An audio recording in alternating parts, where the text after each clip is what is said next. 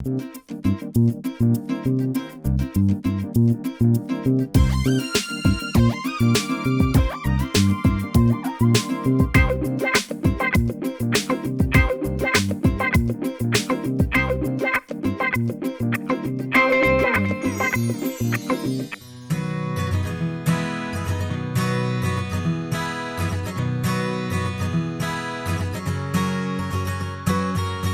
There अस्सलाम वालेकुम। आज 42 के साथ आपकी मेज़बान ज़ोया मलिक। बात करें अगर हम बैतुल माल की, तो किसी भी स्टेट में ये एक मुनफरिद मकाम रखता है। बैतुल माल का इदारा या सोशल वेलफेयर के जो इदारे हैं वो किसी भी मुल्क के गरीब और पसमानदा लोगों को इस काबिल बनाते हैं कि वो उस मुल्क की तरक्की में, उस मुल्क की खुशहाली में शराकतदार बन सकें। हमारे मुल्क में भी बैतुल माल का इदारा और बहुत सारे और सोशल वेलफेयर के इदारे अपनी अपनी खिदमात सर अंजाम दे रहे हैं। हमारे आज के शो के जो मेहमान हैं वो पंजाब बैतुल माल और सोशल वेलफेयर के सूबाई वजीर हैं। इसके अलावा chairman public accounts committee Punjab हैं। हम बात करें सैयद यावर अब्बास बुखारी साहब की, जिनके ऑफिस के बाहर इस वक्त मैं मौजूद हूँ। आज का पूरा दिन हम उनके साथ गुजारेंगे। हम देखेंगे कि वो किस तरह के इंसान हैं, उनका पूरा दिन किस तरह से गुजरता है। अस्सलाम वालेकुम। वालेकुम सलाम जी, क्या हाल है? आप कैसे हैं? आपका ताल्लुक अटक के सैयद घराने से है। हम चाहेंगे कि आप हमें, हमारे दोस्तों को अपने ख़ानदान के बारे में बताएं। बिस्मिल्लाहिर्रहमानिर्रहीम, अल्लाहुम्मा सल्ली अला मुहम्मद व आले मुहम्मद वाजल फरजहुम। आपको तो सबको पता है कि सैयद होते कौन हैं। ये आले नबी औलाद अली जैसे एक वो मुहावरतन कहते हैं, लेकिन क्योंकि रसूल पाक की बेटी से ये नस्ल आगे चली है और ये दो ही नस्लें हैं जो माँ से चली हैं, बाकी तो सारी बाप से चलती हैं, जनाब मरियम अलैहिस्सलाम की और एक बीबी फातिमा सलामुल्लाह अलैहा की। तो बाद में जो सादात के साथ हुआ, जिस तरीके से जुल्म ज़्यादतियाँ जैसे भी, क्योंकि उनको हमेशा समझा जाता था कि ये हमारे मुकाबले में ये लोग हमेशा रूलिंग एलीट ये हो सकते, तो उन लोगों ने फिर जिस तरीके से जो भी जुल्म हुए तो सादात फैल गए। कोई इराक़ निकल गए, कोई ईरान निकल गए, कोई अफ़गानिस्तान निकल गए, कोई उज़्बेकिस्तान निकल गए। तो जो मेरे जो दादा यहाँ पे आए थे, सुरुख जलाल बुखारी, ये उच्च शरीफ में भावलपुर में उनका रोज़ा भी है, और वो यहाँ पे जब आए आज से तकरीबन कोई 1000 साल पहले के करीब, 900 साल, तो उनके साथ जो उनके साथी थे, जैसे शहबाज कलंदर आए वो उनके पास आए, ख्वाजा फरीद गंजशक्कर आए वो उनके पास आए, रुकनुद्दीन आलम उनके पास आए, और उन्होंने बैठ के फिर प्लान करके किस तरीके से इस्लाम की तबलीग करनी है। लेकिन ये सूफ़ी इस्लाम था, ये वो इस्लाम नहीं था कि जहाँ पे इंतहा पसंदी होती है, यहाँ पे प्यार व मोहब्बत का सबक था, यहाँ पे लोगों को प्यार से इस तरफ लाया जाता है, ज़बरदस्ती कहीं नहीं। इनकी महफ़िलों में कोई भी आके बैठ जाता था, गुरु नानक साहब की हाथ की लिखी हुई या उनके नंबर 1 के हाथ की लिखी हुई किताब मेरे दादा के मज़ार में आज भी पड़ी हुई है। एक इंटरेक्शन था जिसको आप कहते हैं इंटरफेथ हार्मनी थी, बड़ी खूबसूरत थी, और लोग इनकी पनाहों में आते थे, यहाँ पे चिल्ले काटते थे। फिर उनकी औलाद 2-3 नस्लें बाद दरियाए सिंध के किनारे होते होते ऊपर, जिसको आज हम केपी कहते हैं, कोहाट तक गए। फिर कोहाट से मेरे जो दादा हैं, जो मुझसे 12 नस्ल पहले हैं, जिनकी पग मेरे सर पे है, वो फिर वापस दरिया क्रॉस किया, अटक आए, फिर उनका रोज़ा उधर ही है। सैयद रहमत शाह, जिनका लक़ब है छांगला वली मौजे दरिया, तो वहाँ पे मैं उनकी 12वीं नस्ल से, और ये जो पग उनके सर पे थी ये तकरीबन 200 साल से किसी के सर पे नहीं थी। तो 200 साल के बाद ये पग फिर औलाद में से मेरे सर पे रखी गई। आपने तालीम कहाँ से हासिल की? बुनियादी तौर पे एक ही स्कूल है, burn hall school, this is in Abbottabad, boarding school था। मेरे वालिद और वालदा कराची में रहते थे, बिजनेसमैन मेरे वालिद थे, और we used to have the largest private transport company in Karachi from the late 60s until the late 70s. तो मेरे दोनों बड़े भाई बोर्डिंग स्कूल में थे। अच्छा। तो वो उनको देखी वो शौक़ होता है। अच्छा। कि इनके इतने कपड़े हैं, ये एहसास नहीं होता ये जो कपड़े हैं ये यूनिफॉर्म के, और उस शौक़ में तो केजी से लेकर सीनियर कैम्ब्रिज तक, ओ लेवल्स तक मैं वहाँ पे पढ़ा। फिर मैं इंग्लैंड चला गया, और फिर बैक इन अर्ली 90s मेरे पर परमानेंट रेजिडेंसी बस मेरी हो गई थी। वो मैं छोड़ के कि पाकिस्तान में कोई होना चाहिए कि जिसका एक ताल्लुक़ باقی خاندان کے لیے وہ ایک برج کا کام کرے کہ باپ دادا کی قبر کے ساتھ کوئی تعلق رہے بچوں کا. صحیح. تو میری بیٹی چھوٹی تھی بہت, اینڈ دین آئی ڈیسائیڈیڈ کہ میں واپس آؤں. تو پھر میں واپس آ گیا یہاں پہ پاکستان دین, اور پھر اس کے بعد سے آن اینڈ آف کبھی آ رہا ہوں کبھی جا رہا ہوں, لیکن پھر تقریباً کوئی 94 کے بعد میں تقریباً پرماننٹلی ادھر ہی. سر آپ ہمیں ہمارے دوستوں کو بتائیے کہ آپ نے اپنے سیاسی کریئر کا آغاز کب کیا, کیسے کیا؟ پیپلز پارٹی کے میرے چچا جو تھے وہ فاؤنڈنگ فادرز میں سے تھے اٹک میں. اچھا. اور یہ بالکل لیٹ 60 جب پیپلز پارٹی بنی تو اس میں ہم لوگ حصہ لیتے تھے, لیکن ہم سپورٹ کرتے تھے ہمیشہ. تو پھر لوگوں نے دیکھا کہ جو مین بندے تھے دو جو آگے تھے, تو لوگوں نے ان میں سے ایک بیمار ہو گئے, احمد وحید اختر صاحب, بہت ہی ایک خوبصورت سیاستدان, خوبصورت شخص اٹک کے, وہ سینیٹر بھی رہے.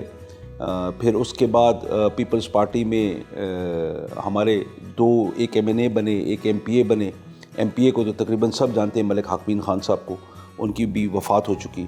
ان کے بعد 80s میں جب ملٹری رجیم تھی تو اس ٹائم پہ لوگوں نے آ کے کہا کہ جب آپ اتنا سب کچھ کرتے ہیں, میرے چچا was president of the bar as well, بنے انپوز بنے, تو لوگوں نے کہا آپ پالیٹکس میں کیوں نہیں آتے ہیں, کیونکہ وہاں پہ ایک وڈیرا سیاست تھی اور کوئی غریب گھر کا ہونا ضروری ہے کہ آئیں گے تو آپ کو مسائل کا پتہ ہوگا. تو میرے انکل نے کنٹیسٹ کیا اور وہ 2 بڑے ناموں کو ہرا کے ضلع کونسل میں الیکٹ ہوئے, اینڈ دین وہ وائس چیئرمین تھے. پھر ہمارا ضلع سے تلگام کو جب الگ کیا تو جب ری الیکشن کروایا تو اس میں میرے چچا چیئرمین بن گئے, اور وہ ہماری پہلی ایک شروعات تھی. لیکن جو پہلا الیکشن میرے چچا جیتے وہ 2002 کا تھا, جب مشرف صاحب کی رجیم تھی, اور اس کے اندر ہم واحد تھے کہ جن نے سیٹ نکالی اٹک میں, باقی ساری کاف نے جیتی. اچھا. اور ایک واحد ہماری سیٹ تھی جو ہم نے جیتی. لیکن پھر اس کے بعد پھر ہم نے کبھی پیچھے نہیں دیکھا. 1997 میں 1997 میں میں نے پہلا اپنا کاؤنسلر کا الیکشن لڑا, اور وہ میرے چچا نے مجھے پش کیا, الیکشن جیت گئے, وائس چیئرمین بن گئے, اور پھر مارشل لاء آ گیا. وہ تھوڑا سا ایک تجربہ بڑا اچھا تھا, جس کے اندر میرا جو سب سے بڑا ایک نعرہ تھا کہ وہاں پہ میرے وارڈ میں 250 ووٹ ہوتی تھی ٹوٹل, اور جتنی کم ووٹ ہو الیکشن اتنا مشکل ہوتا ہے, اور 2-3 ووٹوں سے فرق پڑتا تھا ہار اور جیت کا. میں جو جیتا وہ میں تقریباً 46 ووٹوں سے میں جیتا. اچھا. 46 سے. اور جو سب سے بڑا وہاں پہ کام یہ تھا کہ ایک نالا تھا جو اوور فلو کرتا تھا. تو میں نے کہا اگر مجھے صاف کرنا پڑا تو میں اپنے ہاتھ سے بھی کروں گا, اور میں نے 3 دفعہ وہ نالا اپنے ہاتھ سے صاف کیا. لیکن اس میں میرے دیکھا دیکھی پھر وہ باقی جو ہمارے سینیٹری ورکرز ہیں بھائی ہمارے, وہ بھی آ جاتے تھے, اور کبھی, اور اس میں پھر مجھے وہ ایک جو جھجک تھی نا, جو مجھے کالج میں وہ ایز پریفیکٹ مجھے پوچھا ہفتے میں 1 دفعہ مارنا پڑتا تھا. باقی لڑکوں کی کسی کی 19ویں دن باری آئے, کسی کی 20ویں دن آئے, لیکن مجھے ہفتے میں 1 دفعہ پوچھا پورے اپنے ہاؤس میں جب لندن میں پڑھ رہا تھا ایز پریفیکٹ مجھے کرنا پڑتا تھا, کیونکہ ایگزامپل کے ساتھ لیڈ کرنا. تو پوچھا مارنا, نالی صاف کرنا میری ایشو کوئی نہیں ہے, اور مجھے شرم اس بات پہ نہیں آتی. تو اس چیز نے پھر کافی اچھا وہ ایک ریئیکشن آیا. تو جو بھی مجھے ملا یہ میرے چچا کی وجہ سے ملا, کیونکہ ان کی جیت 2002 میں بھی, اس کے بعد بھی, ہر بڑے سے بڑے جس کو کہتے ہیں نا کہ آپ بدھ کو, وہ ہرانے میں کوئی ایشو نہیں تھا. آپ عام زندگی میں کس طرح کے انسان ہیں؟ دیکھیں, میرے والد, میرے دادا بہت غریب انسان تھے, اور میرے والد کو اسکالرشپ ملی ملٹری کالج جیلم سے, انہیں گریجویٹ کیا, وہ PMA گئے, وہ 8th PMA لانگ کورس میں تھے. بعد میں ان کو ٹیوبرکلوسس ہوئی, TB ہوئی, اور سسپیکٹ تھا, ان کو فوج سے نکلنا پڑا. لیکن ان نے پھر, کیونکہ جب میرے دادا کی وفات ہوئی تو میرے سارے چچا بہت چھوٹے تھے. اچھا. تو میرے والد نے پھر میرے چچاؤں کو اپنے ساتھ لے کے ان کو پڑھایا لکھایا. ایک باپ کا جو رول تھا وہ میرے والد صاحب نے وہ کیا. تو اس چیز نے آپ کو بڑا سکھایا, کیونکہ میرے چچا بھی ہیں, میرے بڑے بھائیوں کی طرح بھی ہیں, اور میرے والد پھر جو ان کا رول تھا اوبویسلی وہ آپ کو اس کا اثر آپ کی زندگی پہ ہوتا ہے. تو آپ ہمیشہ جب کسی کی طرف دیکھتے ہیں تو آپ ہمیشہ وہ ہاتھ سر پہ رکھنے والا ایک رول پلے کرتے ہیں. اپنے چھوٹے کزنز کے ساتھ، جو میرے بھائی بھی ہیں، میرے کزنز بھی ہیں، ہم لوگ بہت ویل نیٹ ہیں. اختلافات کئی دفعہ ہوتے ہیں، ہم بات بند کر دیتے ہیں. اچھا. جھگڑا بھی کریں گے، لیکن اگر میں ان کو کسی کو تھپڑ ماروں اور وہ اچھی خاصی عمر کے ہو گئے، وہ جرأت نہیں کرتے آگے سے بات کریں. اور اسی طریقے سے وہ بھی اپنی فیملی کے اندر جھگڑا کریں گے، لیکن جب کوئی بڑا کوئی بات کرے گا تو یہ ہمارا ڈسپلن الحمدللہ ہے. ایک عدد دانہ بیچ میں ہوتا ہے جو تھوڑا باغی ہوتا ہے اور شور مچاتا ہے، تو اس کو تھوڑا زیادہ مارنا پڑتا ہے. اچھا. تو ڈسپلن کے لحاظ سے میں کہتا ہوں کہ وداؤٹ ڈسپلن آپ چل آگے نہیں سکتے، کیونکہ آپ قائد اعظم کا بھی فرمان دیکھیں نا، یونٹی فیتھ اینڈ ڈسپلن. آپ پاک نبی کو دیکھیں، ڈسپلن. آپ جس بڑی شخصیت کو اٹھا لیں تو ڈسپلن کے بغیر کچھ بھی نہیں ہوتا ہے. لیکن کوشش ہوتی ہے کہ زندگی جتنی سادگی سے گزر جائے. میری کوئی زیادہ ڈیمانڈز کبھی بھی نہیں ہوتی. میں نے کبھی کپڑوں کی خاص پرواہ نہیں کی، جوتوں کی میں زیادہ پرواہ نہیں کرتا ہوں، گاڑیوں کی مجھے کبھی فکر کوئی نہیں ہے. اور وہ چیز جو ہوتی ہے نا، جب آپ ان چیزوں سے بے نیاز ہو جائیں تو بہت ساری چیزیں، کم چیزیں جو زندگی میں آپ کو افیکٹ کریں گی. یاور صاحب، کیا وجہ ہے کہ آپ نے تحریک انصاف کو چنا؟ دیکھیں، بنیادی طور پہ ہم پیپلز پارٹی کے تھے، اور پیپلز پارٹی ایک بڑی وائبرنٹ جماعت تھی جس نے لوگوں کو بہت کچھ حقوق کے حوالے سے دلوایا، شعور دلوایا. بھٹو صاحب کی ایک بڑی مقناطیسی شخصیت تھی. تو ہم لوگ جب الیکشن لڑنا کیمپین شروع ہوئی، سڈنلی پیپلز پارٹی نے پھر نوابزادہ مرحوم کے کہنے پہ وہ ٹکٹ واپس لے لیا. ہمارے پاس کینڈیڈیٹ بہت اچھا تھا جو ان کا مقابلہ کر سکتا تھا، لیکن پارٹی کوئی نہیں تھی. تو اتنے میں ہمارے ایک عزیز آئے، انہوں نے کہا جی، اور لٹرلی ایسے ہوا، میں آپ کو وہ تقریباً لفظ بہ لفظ میں آپ کو بتاؤں. انہوں نے کہا جی ہمارے پاس پارٹی ہے، بندہ کوئی نہیں ہے. آپ کینڈیڈیٹ بہترین، آپ کے پاس پارٹی کوئی نہیں.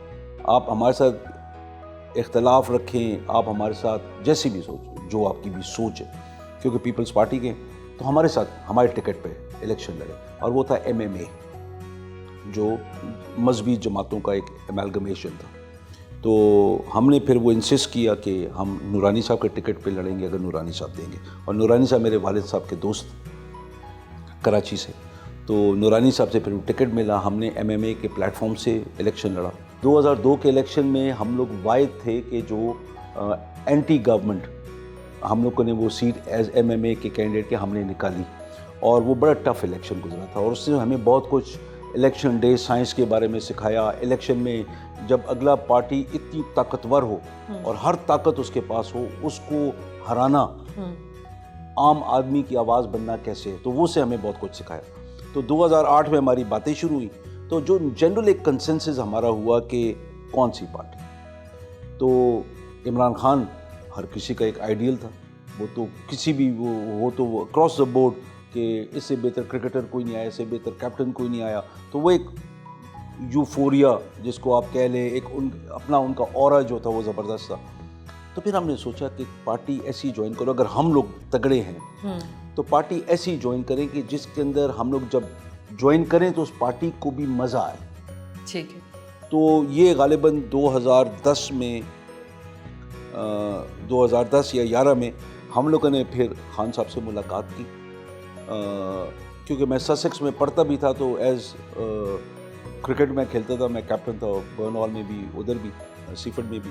تو پھر میں سلیکٹ ہوا تھا ٹو پلے فار سسیکس. تو خان صاحب سے ایک تعارف تھا، لیکن خان صاحب کو ایک پچونگڑ کیسے یاد ہوگا، کل کا لڑکا ہے، کوئی وہ نہیں. تو he was the captain at that time. تو والد صاحب فوجی تھے، انہوں نے کہا کرکٹ کے اندر تو نہیں جانا. اور بڑا اچھا ایک چانس تھا کہ میں اس ٹائم پہ، اور اچھے کھیلتے تھے، لیکن بدقسمتی کہ نہیں ہو سکے. تو والد صاحب نے منع کر دیا. تو خان صاحب سے جب ملے تو ایک دو باتیں، وہ انٹریکشن، وہ ہوتا ہے نا کہ وہ رومانس، کہ کیا لیڈر ہے، مزہ آتا ہے. پھر خان صاحب کا جو ایک اورا ہے، وہ جو موٹیویشن ان کے باتوں سے، باڈی لینگویج، ہم لوگ تو جب آئے تو ہم لوگ بالکل جیسے نہیں ہوتے ہیں کہ وہ دیکھ کے دھنگ رہ جانا. اچھا. مزہ آیا. تو ہم نے بولا کہ، لیکن میں جو مزے کی بات بتاؤں گا وہ اس سے آگے، کہ وہ ہم نے بولا جی ہم آئیں آپ کے پاس، اور ہم لوگوں میں سے کوئی فائنینشلی کرپٹ نہیں ہے، اور ہم میں سے سارے کوئی MNA MPA رہے ہوئے ہیں، اور ہمارے پاس ایبلٹی ہے کہ ہم اکٹھے اگر کھڑے ہو جائیں تو ہم ایک گروپ پورا آپ کو ضلع جتا سکتے ہیں. اس کے اندر 3 MNA تھے اور 5 MPA تھے. تو اور ہم نے کہا اٹک کا نارملی یہ ہے کہ یہ پیپلز پارٹی کا قلعہ ہوتا تھا، تو ہم یہ قلعہ آپ کے حوالے کر رہے ہیں۔ خان صاحب بڑے خوش، وہ مطلب کمپوزڈ اور وہ کوئی زیادہ ایموشن نہیں، لیکن وہ نظر آتا ہے جب بندہ ایک دم آپ کو پورا ڈسٹرکٹ مل رہا ہو جب آپ کے ساتھ ہے ہی کوئی نہیں، بہت کم لوگ تھے۔ تو ہم نے کہا یہ انشاءاللہ تعالیٰ پہلا قطر ہے۔ وہ ہم لوگ جب اٹھ کے آئے تو بعد میں خان صاحب کہتے ہیں لو تیاری پکڑو، شروع ہو گیا کام۔ وی ور دا فرسٹ ونس جو ایک پورے ڈسٹرکٹ کی ٹیم لے کے گئے تھے۔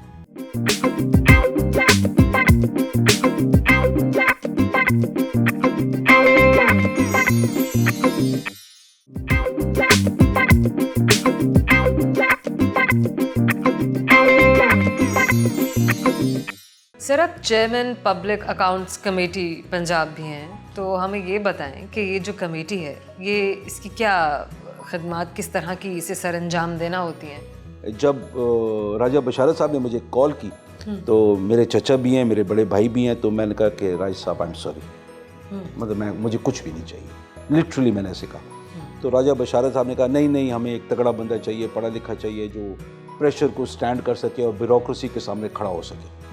تو بندہ بڑا خوش ہوتا ہے کہ یار ایک میرا بڑا میری باتیں مجھ میں یہ صلاحیت دیکھتا ہے، تو آپ پھولتے بھی ہیں نا۔ لیکن میں نے بولا نہیں، آئی ایم سوری۔ تو پھر راجہ بشارت صاحب چودھری پرویز الہی صاحب کے پاس گئے، انہوں نے میرے چچا کو کال کی کہ ہمیں یاور چاہیے، آپ اس کو حکم دیں۔ تو میرے چچا کا پھر کال آیا کہ میں تمہیں کیا دوں۔ اور پھر وہ وقت ایسا تھا کہ 25 جولائی کو الیکشن ہوا تھا، میں الیکشن جیتا۔ 4 اگست کی رات کو میرے والد کی ڈیتھ ہو گئی، اور وہ میرے والد پورے فیملی کے لیے ایک باپ کی حیثیت رکھتے تھے اور ہمارے لیے بہت بڑے تھے۔ تو وہ جو ایک شوق تھا، میں ابھی تک اس سے بھی نہیں نکلا، اور فیملی بالکل سڈنلی یتیم ہو گئی۔ مطلب صرف ہم بہن بھائی نہیں، میرے چچا وغیرہ سارے وہ بڑے اوپنلی کہتے ہیں کہ آج ہم یتیم ہوئے۔ تو وہ ہمارے لیے بڑا ایک ایشو تھا، اور میں ابھی تک مینٹلی میں سیٹل بھی نہیں تھا۔ تو میرے چچا نے پھر مجھے کہا کہ میرا حکم ہے کرو۔ تو پھر چچا باپ ہے، میرے سسر بھی ہیں، تو میرے چھوٹے چچا جو ہیں ذوالفقار کی زلفی کے جو والد ہیں، انہوں نے کہا یار جب ایک اچھی چیز تمہیں بول رہے ہیں تو میں اچھا سمجھ تمہیں نخرہ کس بات کا، ہم کہہ رہے ہیں کرو۔ تو جب پبلک اکاؤنٹس کمیٹی مجھے ملی اور میں نے تھوڑا سا اس کے بارے میں پڑھا، کچھ بھی نہیں پتہ تھا کیا ہے، کیا کر رہی ہے۔ وہ بعد میں پتہ لگا it's the mother of all committees. ہر کمیٹی جو اسمبلی کا جو ایک بنیادی جز ہے، ان سب کی ماں ہے۔ اچھا۔ اور پاور اس کی ایسی ہے کہ جو چیئرمین پبلک اکاؤنٹس کمیٹی ہے، اس کی power Lahore Punjab high court, Lahore high court کے جج کے برابر ہے۔ آپ جو فیصلہ کرتے ہیں، آپ کا ہائی کورٹ آپ کو ریکویسٹ کرتا ہے اس کو ریویو کرو، اس کے خلاف نہیں جاتے۔ اوکے۔ جب ہائی کورٹ کا جب کوئی فیصلہ، کوئی کیس چل رہا ہو، ہم اس کے اوپر ایک دم فیصلہ نہیں کرتے ہیں، کیونکہ ہمارا فیصلہ پھر افیکٹ کرے گا۔ تو ہم وہ چیزیں آپ نے سمجھنی ہے۔ پھر آپ نے یہ سمجھنا ہے کہ آپ کے سامنے جب آپ ہیئرنگ کر رہے ہوتے ہیں، آپ کا کورٹ چل رہا ہوتا ہے، اس کے اندر سیکرٹری آف دا ڈپارٹمنٹ آتا ہے۔ اس سے پہلے ہوتا تھا کہ ایڈیشنل سیکرٹری آ جاتا تھا، ڈپٹی سیکرٹری آیا۔ میں نے پھر 2-3 چیزیں میں نے بڑی سختی سے کی کہ سیکرٹری خود آئے گا، اس کے علاوہ میں کسی کو قبول نہیں کروں گا، کیونکہ جواب دہ ڈپارٹمنٹ کا وہ ہوتا ہے۔ پھر پنجاب میں کبھی بھی آئی جی پبلک اکاؤنٹس کمیٹی کے سامنے نہیں آئے۔ میں نے جس طریقے سے بھی کیا، یہ میرے خدا کو پتہ ہے اور مجھے پتہ ہے کہ میں آئی جی کو کھینچ کے لایا۔ میں کہا آنا پڑے گا۔ وہ آئے، اس سے 2 چیزیں ہوتی ہیں کہ وہ بتاتے ہیں کہ جو پارلیمنٹ ہے وہ ہر کسی سے اوپر ہے، اس کی بالادستی ہر کسی کے اوپر ہے، ہر کوئی اس کو جواب دہ ہے، کیونکہ ہمیں پبلک نے الیکٹ کر کے بھیجا۔ تو اس کے جب آئی جی صاحب آئے، میں نے 10 گنے زیادہ عزت دی آئی جی صاحب کو۔ تو ہماری وہ نون کی ایک میری بہن ہے، انہوں نے مجھے کہا کہ چیئرمین صاحب آج صبح لگتا ہے چائے میں آپ بہت زیادہ چینی پی کے آئے ہیں۔ تو میں نے کہا بہن مسئلہ یہ ہے کہ ایک بندے نے آپ کو عزت دی ہے نا، اس سے پہلے کبھی بھی نہیں آئے، آج آئے ہیں آپ، آج اس کو 10 گنے عزت دو کہ ہماری کمیٹی جو کسی کو کوئی پہچانتا ہے، جس کو کوئی نہیں پہچانتا تھا، وہ سڈنلی ایک بہت بڑے ہائی پوڈیسٹل پہ چڑھے گی کہ آئی جی نے آ کے جواب دیا، جواب طلبی آئی جی سے ہوئی۔ تو اس کے بعد وہ جب بھی میرے پاس آڈٹ پیراز آتے ہیں جو اعتراضات ہوتے ہیں، آڈٹ ڈپارٹمنٹ کرتا ہے، فائنینس ڈپارٹمنٹ کرتا ہے، ان کی جواب طلبی۔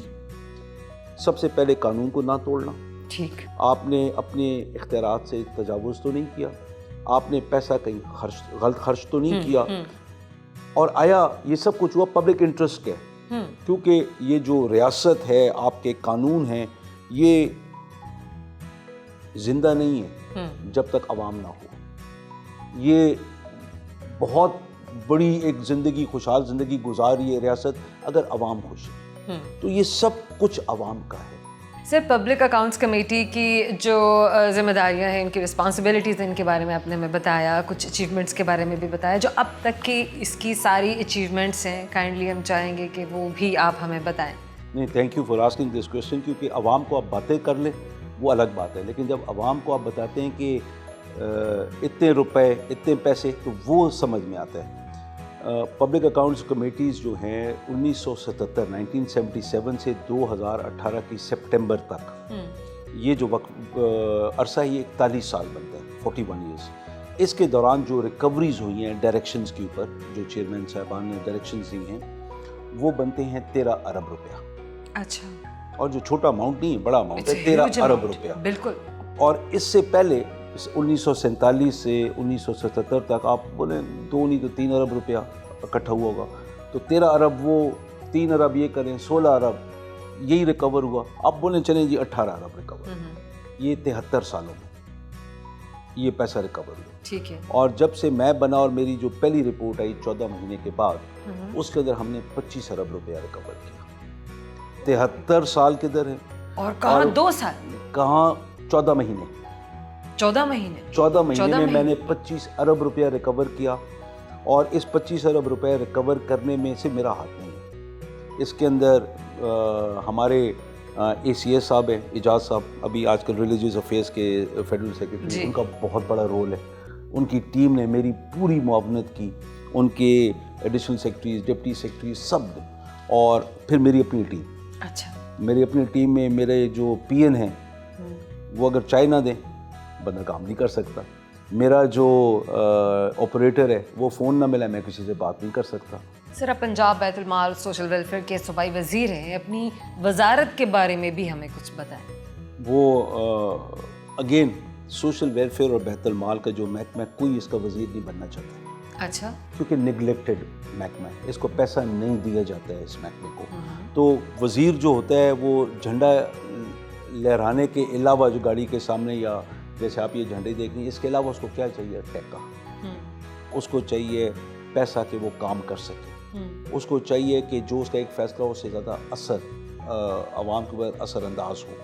تو یہ قدرتی ایک، دیکھیں یہ ہماری خواہشات ہیں، ہمیں اچھا لگتا ہے، اور یہ ہر سیاستدان کی کمزوری ہے. جب مجھے سوشل ویلفیئر اینڈ بیت المال سی ایم عثمان بزدار صاحب نے دیا، میرا بڑا دل تھا کہ میں بڑا پولائٹلی میں بولوں گا، سر معاف کرو، تھینک یو ویری مچ. میں اس قابل نہیں تھا جس کے قابل آپ نے سمجھا، لیکن تھینک یو. پھر ہم بیٹھے، اور اس کے اندر میرے بھائی کا، میرے بچوں کا، میرے کزنس کا بڑا رول تھا کہ ہم لوگوں نے بیٹھ کے جب ریسرچ کی، تو جو محکمہ جات اس کے انڈر تھے وہ تھے کہ ہم غریبوں تک ڈائریکٹ پہنچتے تھے. ان لوگوں کے ساتھ کہ جن کے چھت، سر کے اوپر کوئی محفوظ چھت نہیں ہے. یہ وہ لوگ ہیں کہ جن کو دنیا نے دھتکارا ہوا ہے. صحیح. تو اللہ پاک نے جب وہ محکمہ دیا، تو میری ایک کزن نے مجھے کہا کہ یہ اللہ کی طرف سے اس کو ایک امتحان، ایک نعمت سمجھ کے آپ نے نکل. اچھا. بیٹھے، پھر ہم نے ریسرچ شروع کی. آپ دیکھیں ہمارے پاس دارالامان ہے. لوگ ہمارے بہت بدبختی کرتے ہیں جب ان عورتوں کو غلط القاب دیتے ہیں. یہ وہ ہماری بچیاں اور ہماری بہنیں ہیں کہ جن کے بھائیوں نے، جن کے خامن نے، جن کے باپ نے ان کے اوپر اتنی زیادتی کی کہ کون عورت ہے جو اپنے باپ کا یا خامن کا محفوظ چھت چھوڑ کے ایک ایسی جگہ پہ آئے کہ جہاں پہ کوئی اس کو جانتا ہی نہیں ہے، اور جہاں پہ اس کا ذہن جو ہے وہ ہمیشہ شک اور وہم کہ کیا ہوگا، یہ کیسے ہوگا. وہ بچیاں، وہ بہنیں آتی ہیں. ہم ظالم لوگ، اور اس کے اندر عورتیں بھی شامل ہیں جو عورتوں کے اوپر ظلم کرتی ہیں، اور ایسے ایسے کیسز ہیں، آپ حیران رہیں گی. تو وہ محکمہ میرے پاس ہے. پھر اس کے بعد یتیم خانہ ہے. جی. وہ مائیں کے یتیم تو وہ تھے جس کے ماں باپ نہ ہوں، لیکن ہمارے پاس ایسے ایسے کیسز ہیں کہ باپ فوت ہو گیا یا طلاق ہو گئی، اور اس عورت کے پاس اتنا نہیں ہے کہ بچوں کو کھلا سکے. کئی مائیں ہیں جو آتی ہیں بچوں کو چھوڑ کے وہاں پہ، اور آ کے کبھی کبھار ملتی رہتی ہیں. پھر ہمارے پاس ہے اسپیشل لوگوں کا، جس اللہ پاک نے کوئی نہ کوئی صلاحیت نہ دی ہو اور امتحان میں ان بچوں کو، ان لوگوں کو ڈالیں جن کو ہم معذور بھی کہتے ہیں، وہ محکمہ ہمارے پاس ہے۔ پھر ہمارے پاس ایک محکمہ ہے جہاں پہ ہم ڈسیبلڈ بچوں کا ہم ریہیبلیٹیشن کرتے ہیں، ہم لوگ نشے والے لوگوں کی ریہیبلیٹیشن کرتے ہیں۔ ہم لوگوں کے پاس ایک محکمہ ہے جس کو ہم صنعت زار کہتے ہیں، جس میں ہم خواتین کو علاقائی ہنر سکھاتے ہیں۔ آپ اگر مثال کے طور پر بہاولپور کی ہیں، میری بہن کوئی اٹک کی ہے تو ہم لوگ وہ اٹک کا ہنر سیکھے گی، آپ بہاولپور کا سیکھیں گے، کوئی ملتان کا سیکھے گی، تاکہ علاقائی ہنر مر نہ جائیں، صحیح، وہ زندہ رہیں، اور وہ کاٹیج انڈسٹری چلتی ہے۔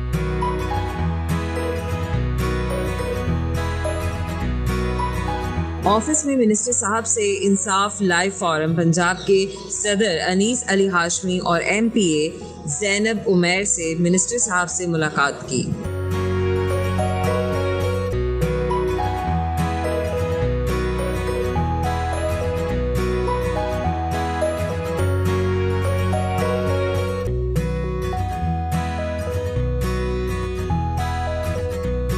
عافیت سینیٹر کے لیے روانہ ہوئے۔ سر پاکستان میں اولڈ ایج ہومز ان کا جو اسٹیبلش جتنی تیزی سے ہو رہے ہیں، کیوں ضرورت کیوں پیش آ رہی ہے؟ سب سے بڑا جو زویا یہاں پہ سوال ہے نا، کیوں کو تو چھوڑ دیں، وہ تو میں آپ کو سمجھاتا ہوں۔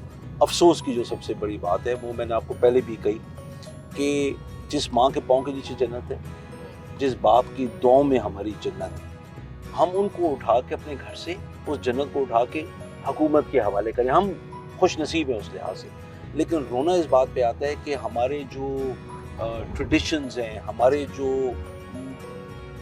کلچر ہمارا ہے، ہمارا جو مذہب ہے، یہ دونوں چیزیں ہمیں یہ سکھاتی ہیں کہ ان کی خدمت اور خدمت کریں۔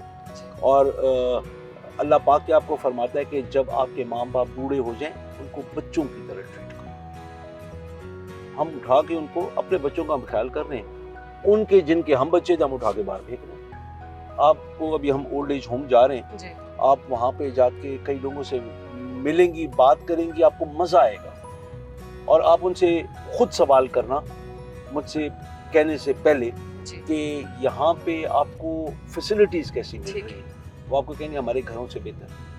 ان کے گھروں میں کچھ ایسا ظلم ہو رہا ہوگا، کچھ ان کے ساتھ زیادتی ایسی ہو رہی ہوگی، اور آپ دیکھیں کہ ماں نے اپنا خون ان کو پلایا، باپ نے اپنا خون پسینہ پلایا، اس لیول پہ کیا کہ جہاں پہ آج وہ کچھ کر رہے ہیں، اینڈ سڈنلی آپ نے فارغ کر دیا۔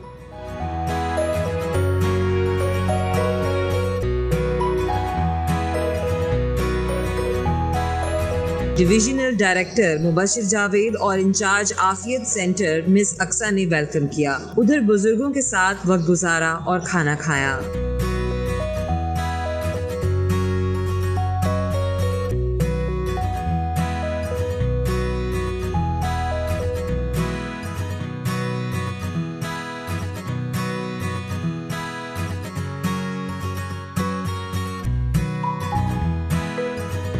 چمن سینٹر کا بھی دورہ کیا۔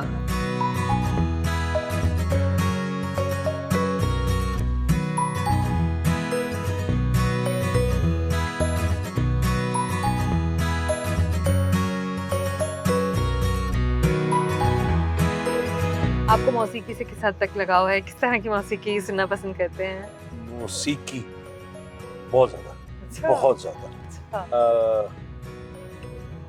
being what I am internally، وہ صوفیزم اور پھر رومانس کے ساتھ آپ کا بڑا وہ ہوتا ہے، اور اس کے لیے پھر آپ کو غزلیں، آپ کو سلو رومانٹک سانگز، آپ کو 70s کے انڈین اور 60s کے پاکستانی گانے، قوالیاں، آئی لو قوالیز، آئی لو قصیدز، کوئی بھی بزرگوں کی شان میں کچھ ہو، آئی لو دیٹ۔ وہ تو بندہ ٹرانس میں چلا جاتا ہے، بندہ آنکھیں بند کرے اور یو آر دیر۔ لیکن میوزک، یہ جو ابھی بہت زیادہ فاسٹ میوزک ہے اور فضول کی لیرکس ہیں، میں کہتا ہوں لیرکس شوڈ بی میننگ فل۔ وہ جب کوئی گانا آپ سنیں، آپ کو جا کے ٹچ کرے، مزہ آئے آپ کو۔ غزل سنیں تو آپ اس کے اندر بہہ جائیں، قوالی سنیں تو آپ کو وہ مولا اور پاک نبی اور اللہ کے علاوہ پھر کچھ نظر بھی نہ آئے.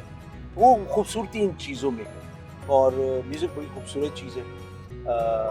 میرے جو بھائی شریعت پہ بہت زیادہ عمل کرتے ہیں تو وہ میں سے اختلاف یقیناً رکھتے ہوں گے اس بات کے اوپر, اور میں کین انڈرسٹینڈ, کیونکہ ایک ریسرچ ہے and this was by a Canadian organization جن نے کہا کہ جب آپ میوزک سنتے ہیں اور وہ میوزک کے جو آپ کو محو کر دیتی ہے اس سے آپ کے گرے میٹر کے اوپر ایفیکٹ آتا ہے. ابھی آئی ڈونٹ نو کہ وہ اتھینٹک ریسرچ بھی ہے کہ نہیں ہے, لیکن میوزک جب تک محو نہ کرے, آپ کو ڈبو نہ دے, آپ کو مزہ بھی نہیں آتا. دارالامان کے لیے روانہ ہوئے, جہاں انچارج دارالامان مصباح جاوید نے ویلکم کیا. مصباح رشید اس وقت ہمارے ساتھ موجود ہیں, سپرنٹینڈنٹ دارالامان, اور میں جاننے کی کوشش کروں کہ مصباح آپ یہاں پر کتنے عرصے سے ہیں تعینات, اور کس قسم کی خدمات آپ ابھی تک سر انجام دے چکی ہیں؟ مجھے 8 سال ہو گئے یہاں لاہور دارالامان میں کام کرتے ہوئے, اور ہم یہاں پہ وکٹم آف وائلنس کو شیلٹر دے رہے ہیں. وہ تمام خواتین جن کو لائف تھریٹ ہے, جن کے ڈومیسٹک پرابلمز ہیں, ان کو ہم یہاں پہ کورٹ ڈائریکشن پہ رکھتے ہیں. میڈیا ہمیں ریفر کرتا ہے, ان مختلف آرگنائزیشن کرتی ہیں, پولیٹیکل پرسنالٹیز, پولیٹیکل لیڈرز ہمیں ریفر کرتے ہیں, اور خواتین خود بھی آ کے ہمیں بتا سکتی ہیں کہ ان کو لائف تھریٹ ہے اور ان کے پاس کوئی اور شیلٹر نہیں ہے, تو اس صورت میں ہم ان کو ایڈمیشن دیتے ہیں. سید یاور عباس بخاری صاحب ہمارے ساتھ ہیں آج, چونکہ ہم پورے دن ان کے ساتھ گزار رہے ہیں, اور آپ نے جو ہے ان کے ساتھ جو کلیبوریشن ہے اس میں جو وقت آپ نے گزارا ہے اور جس قسم کا اسپیئر ہیڈ آپ نے ان کو پایا, میں جاننا چاہوں گی. He is very kind and very concerned about women institutions. جب پہلا وزٹ کیا ہے میری سرپرائزڈ کہ کسی منسٹر نے اتنی نیٹی گریٹی میں اتنی انٹرسٹ لے کے پراپر انسٹیٹیوٹ کی فنکشننگ کے حوالے سے پوچھا ہو, اور اس کے علاوہ جو ہماری بلڈنگ کے حوالے سے ایشوز ہیں ان کو ٹیک اپ کیا, اور اس میں باقاعدہ اس کی فالو اپ بھی رکھی. So that is very very impressive.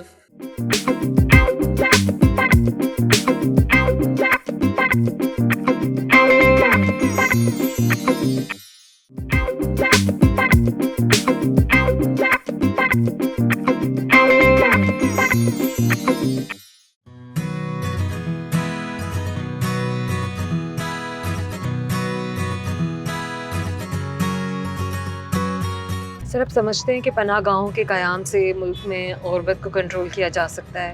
غربت کو کنٹرول تو نہیں کیا جا سکتا ہے, پناہ گاہ غربت دور کرنے کے لیے نہیں ہے, غریبوں کے لیے ضرور ہے. اوکے. لیکن پناہ گاہوں سے غریبوں کو ایک سہارا مل سکتا ہے کہ ہم ایک نئے شہر میں جاتے ہیں, نئے علاقے میں جاتے ہیں تو رات رہنے کے لیے 2 وقت روٹی ہمیں مل جائے گی ساتھ. ٹھیک ہے. یہ غریبوں کے لیے ریلیف ہے, ایک امداد ہے کہ آؤ جس شہر میں تمہارے لیے پناہ موجود ہے.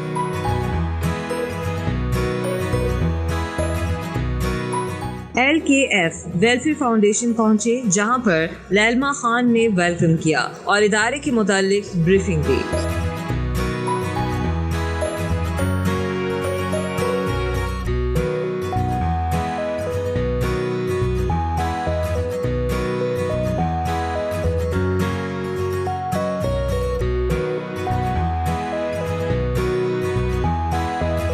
داتا دربار پناہ گاہ کا دورہ کیا, وہاں لوگوں کو ملنے والی سہولیات کا جائزہ لیا اور وہاں رات کا کھانا کھایا.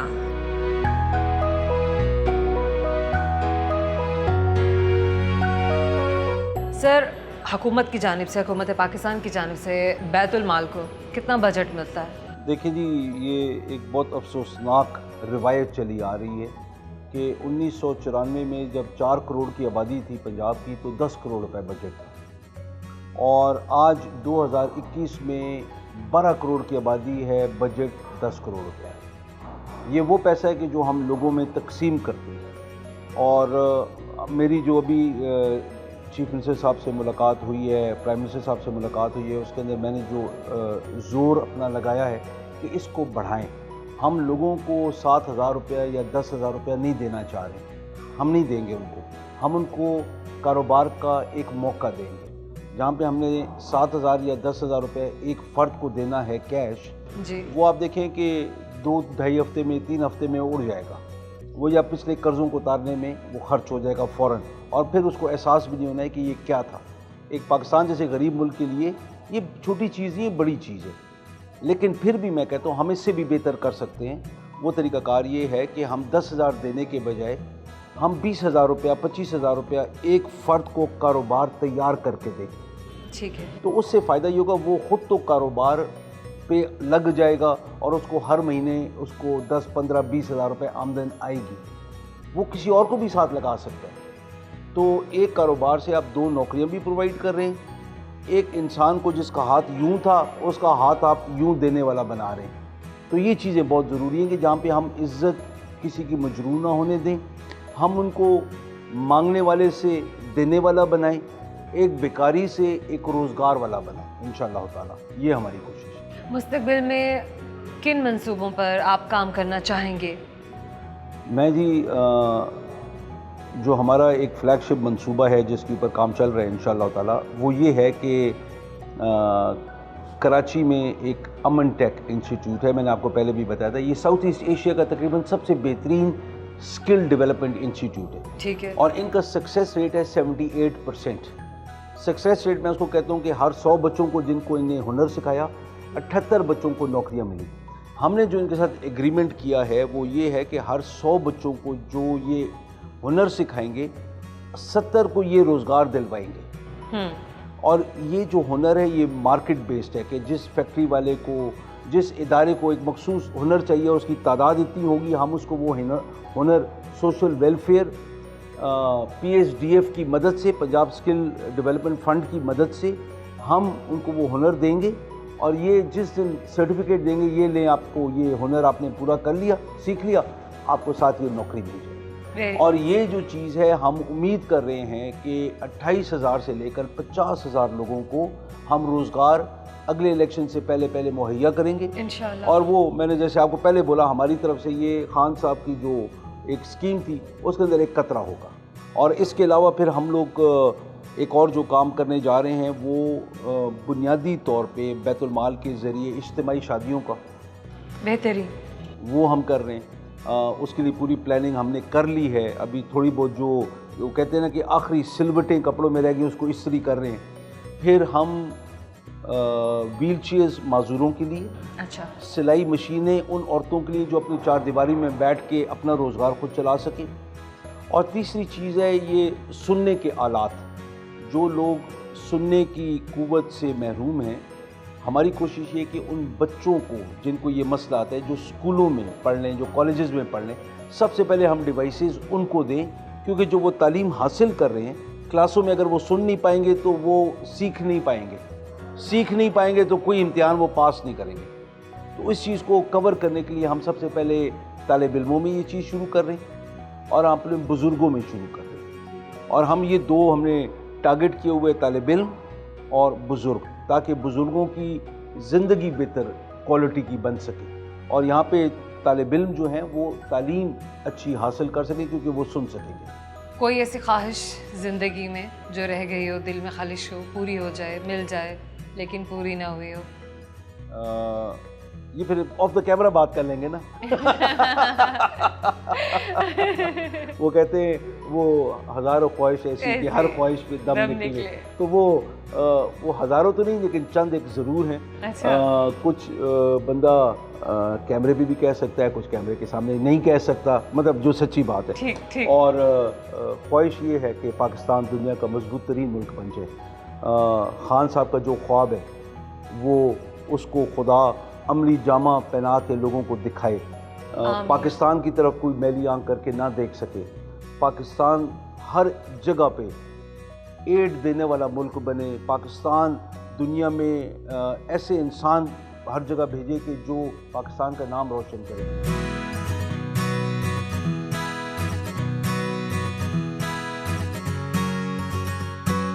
Thank you so much, sir. Nice. Honestly, it was a lovely day. बहुत अच्छा Same लगा, here. लेकिन we need to do a lot more. You know that. इंशाल्लाह। ये रिस्पॉन्सिबिलिटी सबकी है कि हमने और बहुत ज़्यादा करना है, इंशाल्लाह। क्योंकि इतने खूबसूरत काम हो रहे हैं, लेकिन उनको सिर्फ उजागर करना चाहिए।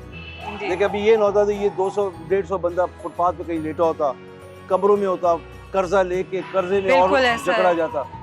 साफ सुथरा माहौल मिल गया, बाहर से ऐसा लगता है कि किसी महल वो कासल में आ रहे हैं। तो ये वो कहते हैं जगह खूबसूरत हो ना, लोगों के ऐसे ही हौसले बुलंद होते हैं इंशाल्लाह। दोस्तों, आज सैयद जावर अब्बास बुखारी साहब के साथ एक खूबसूरत सा ना सिर्फ एक प्रोग्राम था, एक बहुत ही दिलचस्प मीटिंग थी, जिसके बाद मुझे और आप तमाम लोगों को उनकी ज़ात को एक बिल्कुल मुख्तलिफ पहलू से जानने का मौका मिला है। मैंने आज बहुत इन्जॉय किया, बहुत कुछ सीखा। उम्मीद करती हूँ कि मेरे दोस्तों ने भी आज बहुत कुछ सीखा होगा और हमारा प्रोग्राम बहुत इन्जॉय किया होगा। अपना फीडबैक हमें ज़रूर दीजिएगा, हमारा अगला शो ज़रूर देखिएगा, दुआओं में याद रखिएगा। अल्लाह हाफ़िज़।